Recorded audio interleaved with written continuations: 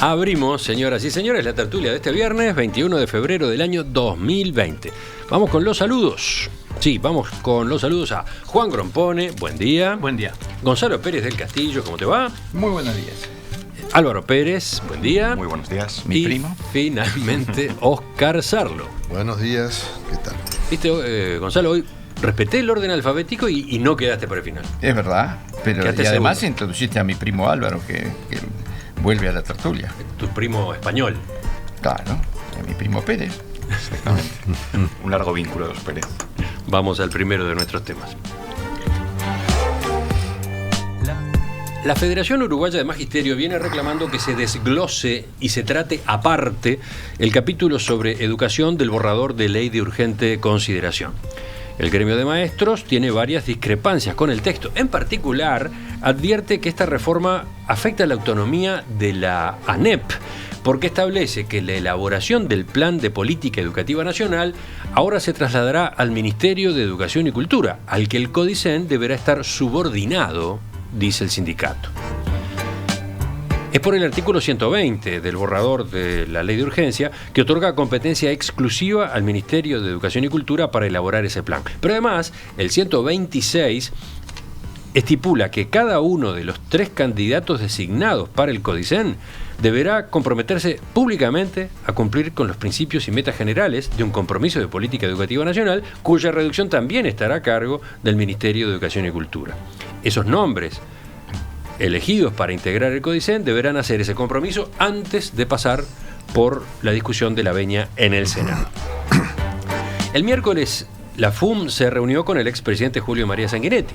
Durante el encuentro, el líder colorado les aseguró que habrá cambios en la redacción para equilibrar los roles del Ministerio de Educación y la ANEP. Ayer, en rueda de prensa, Sanguinetti detalló algunos de esos cambios. Nosotros estamos proponiendo algunos cambios, por ejemplo, en materia de educación.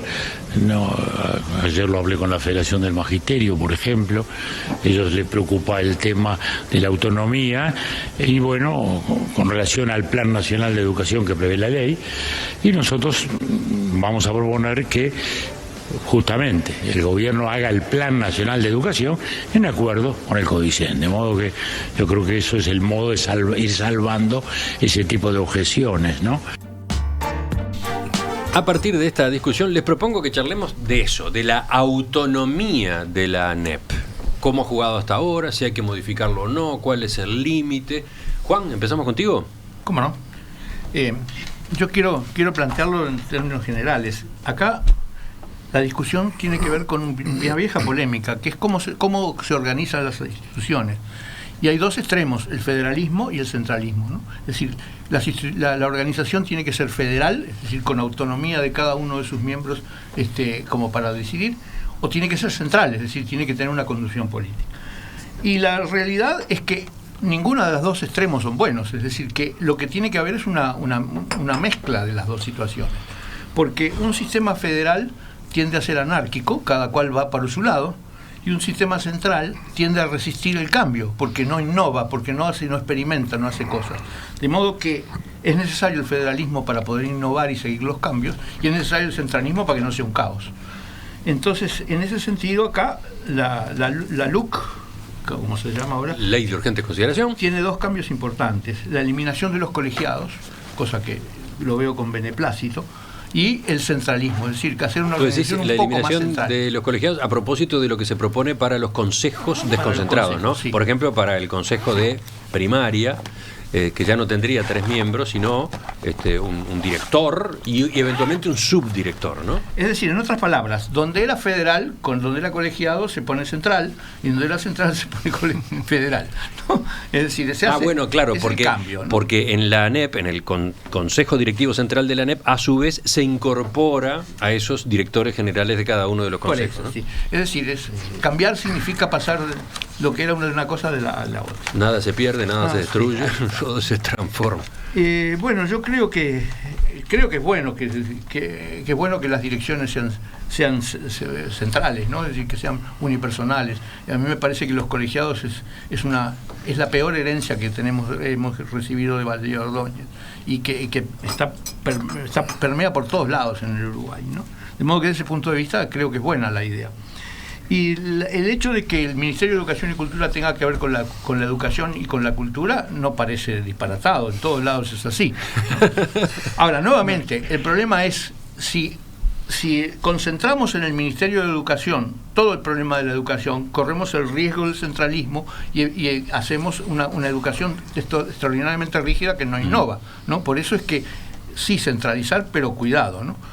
Y segunda objeción que yo pongo es que igual que EDUI 21, la educación universitaria está totalmente fuera del Ministerio de Educación y Cultura, ¿no? Es decir, se reivindica la educación primaria, media y técnica, pero no la universitaria, cuando en realidad habría que unificar todas. El organismo de educación y cultura tendría que ser rector de todas y al mismo tiempo tendría que permitir la libertad a todas, libertad de cátedra, libertad para generar nuevas iniciativas, libertad para innovar. Tú estás marcando allí que si el gobierno electo quería cambiar en esta materia, ¿se quedó a mitad de camino?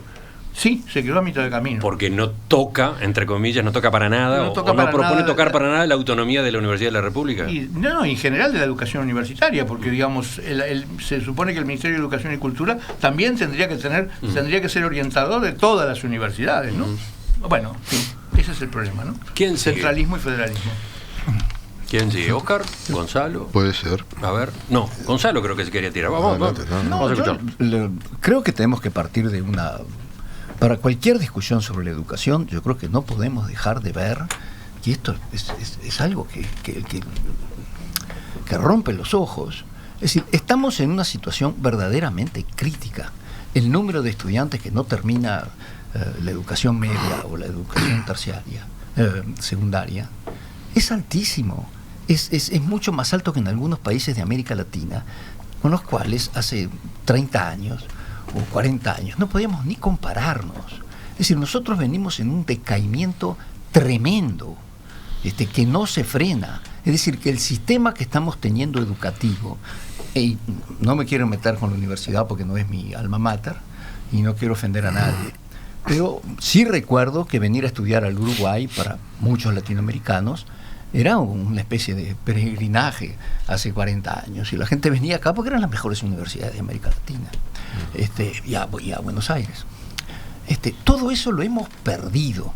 Entonces, para abordar este tema, yo creo que tenemos que partir de esa base. Necesitamos un cambio radical y profundo. Y esta gente de EDU 21 y muchos otros han estado estudiando muy a fondo este problema. Entonces no se trata ahora de salir a discutir si esto me puede tocar o no una autonomía que no ha funcionado, que ha llevado a una situación catastrófica. Entonces hay que empezar por ahí, me parece a mí. Y lo demás, después, ¿cómo lo vamos haciendo? Bueno, a ver esta gente qué es lo que propone. Primero vamos a tener la ley, vamos a ver cómo funciona, y entonces después sí salimos a aplaudir o atacar, pero no antes. Oscar. Bueno, son tantas cosas para decir que no sé por cuál empezar. Es más importante. La autonomía, ¿no? No, sí, pero digo, sobre la autonomía, yo creo que tendríamos que aclarar el concepto, tratar de aclarar algo, los problemas que trae el concepto. Prefiero empezar por lo que creo que es más grueso de todo este tema. La forma en que llegamos a hablar de autonomía de la enseñanza es la peor de las maneras. Es en el medio de un trámite urgente donde se tira una ley de 400 y pico de artículos para que lo lea la gente en el ómnibus, y entonces la gente está discutiendo sobre términos y palabras que aparecen en un texto mamotrético, y este es un tema muy serio.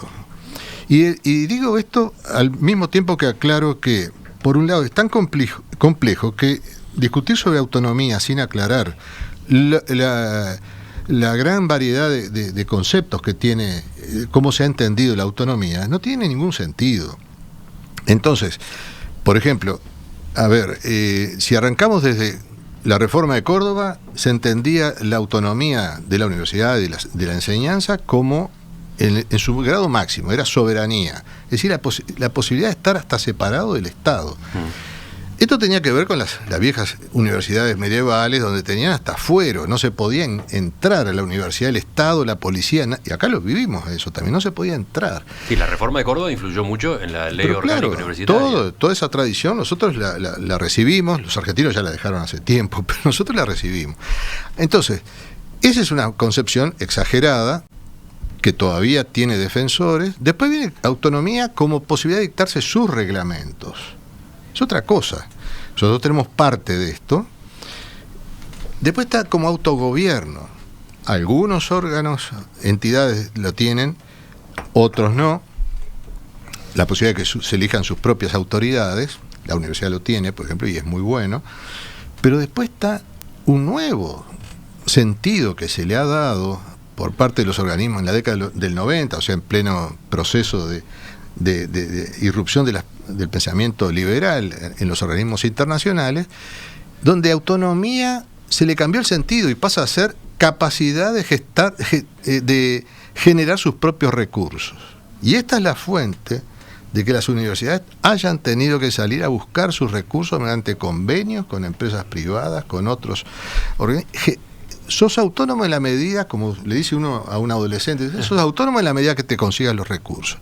Es decir, es un concepto tan rico que ya no sirve, no se puede debatir sobre esto. Cuando se dice algo y la gente ya está pronta para pelearse con esto, bueno, ¿de qué se está hablando? Entonces, bueno, acá se está hablando de algo bastante concreto. Se está hablando pero entonces, de cuál es el plan, ¿no? Pero sí. Pero entonces, eso también admite muchas formas de entenderlo. Yo personalmente comparto lo que decía Juan. Yo creo que la experiencia del Uruguay en formas muy radicales de la autonomía demostraron que acá tuvimos un problema para entender esto. Y sería necesario entender, bueno, y las políticas de enseñanza, las políticas públicas en materia de enseñanza, ¿cómo se llevan adelante sin una cierta coordinación y un órgano planificador que tendrá que respetar las autonomías hasta donde sean conciliables con esto, en su máxima expresión?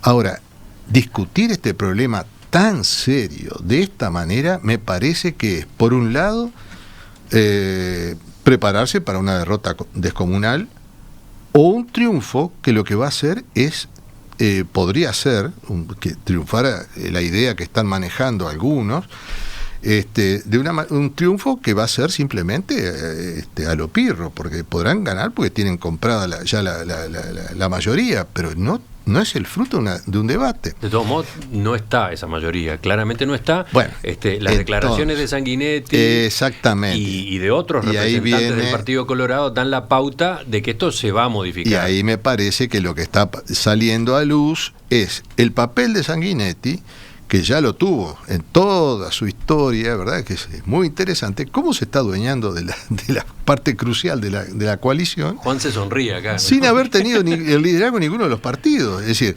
este segundo Lacalle puede experimentar lo que experimentó ya el otro Lacalle, cuando Sanguinetti olfateó que la cosa venía mal, y se cambió de posición. Entonces, el problema político es ¿no? No quiero ni pensar frente a otros problemas que está teniendo hoy el futuro ministro de Educación, pero es el peor escenario para discutir estas cosas, ¿no? Yo diría que realmente, si está así, esto hay que dejarlo afuera, claramente, ¿no? Podría recordar que en el segundo gobierno Sanguinetti, en los hechos, ocurrió esto que ahora el gobierno de Lacalle Pou pretende, ¿no? Que el Poder Ejecutivo determinara la política educativa. Ocurrió, pero ocurrió sin tomar ninguna disposición, sin cambiar la normativa. ¿Ocurrió cómo? Sanguinetti puso al frente de la ANEP a Germán Rama y a otros consejeros, incluso Carmen Tonaría, por ejemplo, Frente Amplista, todos los cuales estaban de acuerdo con un rumbo de reforma educativa que el gobierno, el Poder Ejecutivo impulsaba, ¿no? Sí. Se resolvió de esa manera. Ahora él habla... No se resolvió. No se resolvió. Se resolvió. No se resolvió. Se tomó la decisión, pero... No. No lo pudieron. Hicieron lo que vos dijiste, pero no se Y resolvió terminaron nada. un conflicto. No lo pudieron Y aplicar. ahora dicen que se arrepienten de haber entrado en conflicto. No, bueno, pero avanzó igual, se avanzó mucho en aquella Sí, reforma. bueno, No pero- mucho, se avanzó. Pero un el poco. segundo gobierno, el que vino detrás también del Partido Colorado, desactivó todo. Ah, bueno. Entonces, no, eso es un fracaso. La enseñanza requiere una política de Estado que sea, por lo menos, hay que pensar 30 años. Ujú. No se puede ir en un rumbo a los tumbos y con cada gobierno cambiar. Eso es un disparate. Y esto va en un nivel de decisionismo. Es decir, durante un año tenemos la mayoría, saquemos todo. Pero no se cambia así una política pública. Es imposible. Anoto un detalle, ¿no? Acá, en este gobierno que está por instalarse, al frente del Ministerio de Educación y Cultura se anuncia a Pablo da Silveira, del grupo del propio Lacalle Pou, pero al frente de la ANEP a Robert Silva, Pero por eso. colorado, sanguinetista, ¿no? Hombre de Sanguinetti. Entonces, quizás por eso Fíjense también... qué ruido que va a haber ahí. Quizá por eso también Sanguinetti habla de que haya acuerdo, que tenga que haber un acuerdo entre el Ministerio y la ANEP, ¿no? Sí, a mí me parece que efectivamente hay una cuestión aquí que es política, porque al final, como bien decía Juan, la cuestión del federalismo y el centralismo implica una manera de entender la educación.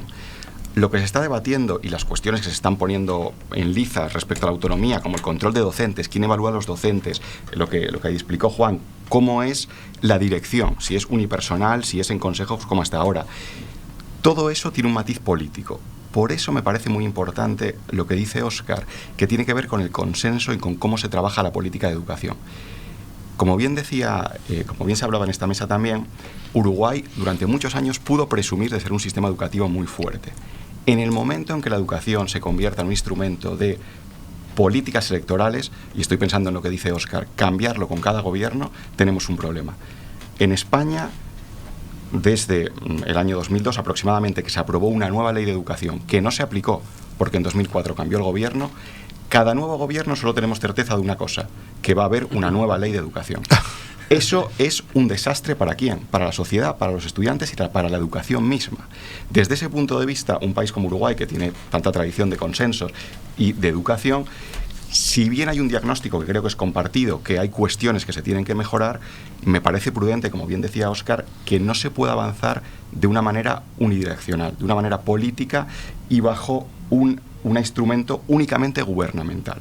Es decir, creo que esa cuestión que se recoge en la Constitución de ser oídos, de que la ANEP sea oída, tiene que estar presente. No solo la ANEP, sino todos los partidos políticos. Obviamente decir esto es muy naif, porque sabemos cómo funciona la política. Y obviamente también es muy naif porque las posturas en educación son muy distintas. Algunos de los reclamos van por cuestiones tan sencillas como porque en la nueva ley no se habla de educación pública y se reclama que se use más la palabra pública. Por tanto, el consenso es difícil, es evidente, pero me parece también evidente que la vía del avance unilateral es peligrosa para la educación. Sí, interesante.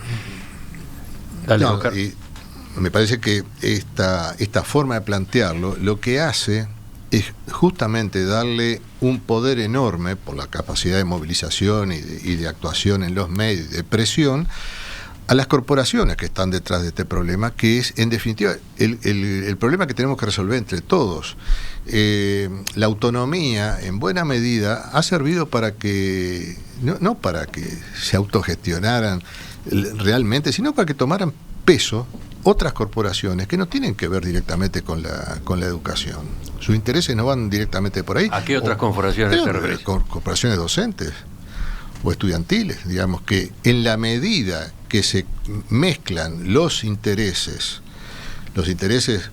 digamos, de la corporación con la finalidad de la educación, eso, si no hay una mediación desde la ciudadanía, desde la conformación de las políticas públicas, es muy difícil de trabajar con eso. Y terminan, cosa que pasa siempre, terminan controlando o condicionando o vetando, si tiene un poder de veto muy grande, para cualquier transformación de la educación. Porque están en juego cargos, retribuciones, conveniencias de estar en un lugar o en otro, movilizarse. Entonces, es muy difícil gestionar eso. ¿Qué ibas a decir, Gonzalo? Sí. No, yo creo que esto, lo que acaba de decir Óscar ahora, complementa bien lo que empezó diciendo, todas las distintas interpretaciones que se pueden dar de autonomía, libertad de cátedra, autogestión.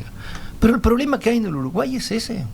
El problema que hay en el Uruguay es que las corporaciones, los gremios, que legítimamente tienen que defender sus intereses, porque para eso son gremios, claro, pueden, pero en el caso de aquí resulta que los intereses de los gremios se sobreponen a los intereses de la nación, incluso a los estudiantes, a los intereses de los estudiantes. Pero tú decís que esa es la causa. Yo creo que es esta una es la causa causa muy de los problemas que importante. hemos tenido en cuanto a ¿Cuál la fue el reforma problema de la que educación? tuvo Germán Rama?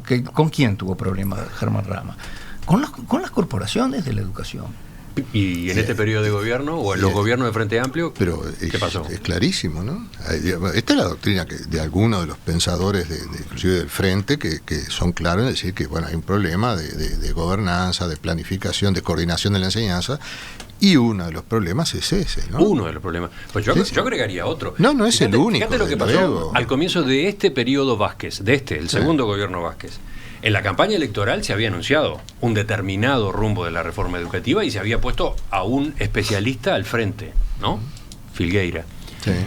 que fue designado subsecretario de Educación y Cultura. Sin embargo, llegado el momento de nombrar el Codicen, al frente queda Neto, que venía del gobierno Mujica. Ya ahí teníamos una pulseada, ya no teníamos la misma visión. Pero el problema es que en el Frente Amplio o en el Poder Ejecutivo tampoco de hecho había una política. La de Filgueira era una línea posible que Vázquez había respaldado. Porque esto atraviesa todo. Ahí está. Pero ¿a dónde voy? O sea que no solamente no hay consenso o no hay acuerdo Frente Amplio oposición o Frente Amplio coalición multicolor. No es ese. El problema estaba adentro del propio Frente Amplio, ¿no? Y está dentro del actual, el próximo gobierno también, ya lo vemos. Siempre va a haber un sector político que va a preferir arreglar con las corporaciones para seguir en la ola, digamos, surfeando el problema. No le importa el problema. Pero el panorama en ese sentido es muy desolador. Porque pero claro que es desolador. Pero si se larga un tema de ¿cómo esto, sale una política pero de Estado? si se larga un tema como esto, simplemente sabiendo que no lo van a poder discutir porque tienen la mayoría, es de una irresponsabilidad, a mi juicio, enorme. Juan, te voy a responder cómo se sale. ¿cómo se sale? La historia del país lo demuestra, por la fuerza. Es decir, todas las reformas educativas fueron hechas por la fuerza. José Pedro Varela lo hizo con un dictador. La Universidad Nueva fue hecha en contra de la opinión de los universitarios. La separación de ¿La Universidad Nueva cuál? La Universidad Nueva, la de Vázquez Acevedo, fue hecha en contra de la opinión de los universitarios. La separación de la enseñanza media de la universidad fue hecha bajo la dictadura de Terra. La creación de las universidades privadas fue hecha en la última dictadura. La habilitación de las universidades privadas. Sí, la habilitación. Y el plan Ceibal fue hecho por un mandato dictatorial del presidente. Bueno, ¿Vos sabés de eso? Bueno, esto ya no es desolador, esto es dramático. Esto es la lógica de la historia. No, yo digo, porque además Juan lo planteó. Álvaro. El primo de Gonzalo. Sí, Álvaro, perdón. Podés decir mi primo. Claro. El primo de Gonzalo. Lo planteó, sí, la dificultad de los consensos y todo, pero el Uruguay logró grandes consensos en temas que eran tan politizados como este. Yo siempre recuerdo la construcción de la estabilidad macroeconómica, cuyo ejecutor o custodio es el Banco Central, en el cual todos los partidos, oposición y gobierno, han colaborado, no tienen fisuras y han conducido una política que nos ha llevado a un aterrizaje suave y se ha mantenido a lo largo de toda la transición de gobierno. Si nosotros tenemos que aprender de lo que se ha hecho bien en este país, si hemos sido capaces de dominar la inflación, que es un cáncer en las democracias, porque la tentación de la política es la maquinita de emitir, entre otras cosas. Bueno, si hemos logrado hacer eso, como otras cosas que hemos hecho muy bien, ¿cómo no vamos a poder resolver esto? ¿Te puedo hacer una pregunta, Óscar? Decime. Es decir, ¿a ti no te parece que todo este esfuerzo que hizo Edu 21, que no es político partidario, porque ahí el propio Filgueira que tú No, es mencionabas. político multipartidario. Político multipartidario. Político es. Político es. No, ok, pero yo dije político partidario, que No, todo pero es política, multipartidario. pero Hay es algunos que no, justamente hay algunos que porque no están ahí. Hay Eso algunos quiero que no decir. están porque no quisieron ¿Está bien? estar. Sí, sí. Pero yo creo que era un ámbito académico para discutir, muy plural, y podrían perfectamente haber estado y haber puesto Pero su por punto de suerte vista. no es multicolor. Bueno, empezó, porque algunos se fueron ahora. Bueno, ¿no? Multicolor ahora lamentablemente quiere decir otra cosa. Pero a ti, porque mi pregunta es esta, Sí. Oscar, ¿a ti no te parece, en la misma beta de lo que tú estabas diciendo, que este esfuerzo que lleva por lo menos un par de años, de gente que es de las más talentosas, que más saben sobre el tema de la educación, que no se tiene que aprovechar ese consenso que se logró sobre cómo se puede hacer para devolverle a la educación en el Uruguay el estatus que una vez tuvo, a ti no te y adecuarlo a los tiempos? Por supuesto. ¿A ti no te parece que hay que aprovechar y darle una chance Pero a por esta gente? supuesto. Porque eso es un esfuerzo colectivo pluripartidario. Bueno, personalmente yo estoy de acuerdo Y con bueno. toda la trayectoria, la vía que eligieron, que es generar desde un espacio independiente de los partidos, generar consensos, que es un camino virtuoso ese. Por ahí hay que ir, claro que sí. Pero todavía falta dar muchas más discusiones. Lamentablemente hay que dar más discusiones sobre esto. La opinión pública no está informada debidamente de lo que va en estas cosas, en estas decisiones. Y yo veo que se van a ensarzar en una discusión autonomía sí, autonomía no, y es pelearse por un fetiche, ¿no? Pero esta fórmula, por ejemplo, si termina plasmándose en el proyecto de ley, una fórmula como la que sugería Sanguinetti, ¿no licúa, no baja la temperatura de ese debate? Exacto, eso ¿Una es, controversia? lo licúa, sí. No va a quedar en nada. No va a quedar en nada. Claro, queda totalmente una iniciativa que no es buena, pero que debería ir por ese camino de ver cómo se articulan las políticas públicas educativas, que, como dice Juan, tiene que involucrar toda la educación, porque no es independiente un nivel de otro.